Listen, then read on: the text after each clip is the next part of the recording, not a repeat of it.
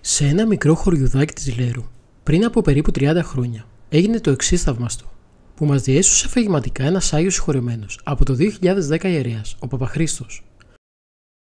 Ακούστε τη διήγηση και φρίξτε με την απέραντη αγάπη που μας έχει ο Χριστός μας. Ήτανε πρωί Σαββάτου. Έκανα θεία λειτουργία και ήμουν έτοιμος να καταλύσω τη θεία κοινωνία από το Άγιο Δισκοπότηρο. Ξαφνικά μπήκε μέσα στο ιερό ένας νεαρός, γειτονόπουλο, ο Κωστάκης. Ήταν λαχανιασμένος και ιδρωμένος όλο αγωνία και μου είπε: «Παπαχρήστο, σώσε μας. Ο πατέρας μου νιώθει ότι πεθαίνει και θέλει να τον εξομολογήσεις, να τον κοινωνήσεις». Με έλουσε κρύος υδρότας. Ο πατέρας του παλικαριού ήταν ο πιο δύσκολος, στρίφνος, παράξενος άνθρωπος στο χωριό. Μόλις μαλωμένος, στην εκκλησιά δεν πάταγε ποτέ, ούτε σε κηδείες ή γάμους ή βαφτίσεις.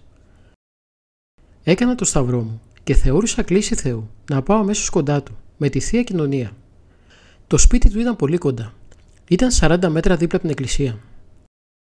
Όταν μπήκαμε με το παλικάρι στο σπίτι του ατιμοθάνατο, τοποθέτησα το Άγιο Δισκοπότηρο που είχε κάνα πόντο θεία κοινωνία πάνω στο κομμωδίνο, δίπλα στο κλινάρι του Κυριάννη, και του είπα αμέσως: «Μπαρμπαγιάννη, για να σε κοινωνήσω πρέπει πρώτα να σε εξομολογήσω και να σου διαβάσω τη συγχωρητική ευχή. Θέλεις?» «Θέλω», μου απάντησε. Βάζω κατευθείαν το πετραχύλι και μου είπε ότι τον βάραινε. Του διάβασα συγχωρητική ευχή και ετοιμάστηκα να τον κοινωνήσω. Πάω να πιάσω το Άγιο Δισκοπότηρο και τι να δω? Παντελώς άδειο. Σταγόνα θεία κοινωνία. Μου λύθηκαν τα γόνατα, διότι πριν από λίγο είχε μέσα ένα πόντο θεία κοινωνία. Τότε λέω στον Κυριάννη: «Κυριάννη, πετάγομαι στο ναό να πάρω από το αρτοφόριο της Αγίας Τράπεζας θεία κοινωνία. Γιατί το Δισκοπότηρο δεν ξέρω πώς, είναι άδειο». Άρχισε να κλαίει με λυγμός ο Κυριάννης και να λέει: «Για μένα το κάνει ο Χριστός, παπά μου. Ό,τι σου εξομολογήθηκα πριν ήταν όλα ψέματα, γιατί ντρεπόμουν να πω τα αληθινά μου αμαρτήματα, τα οποία είναι πολύ βαρύτερα και δεν ξέρω πώς θα τα πω. Όμως, αν θέλεις, κάτσε να σου κάνω πραγματική, ειλικρινή εξομολόγηση». Έτσι και έγινε.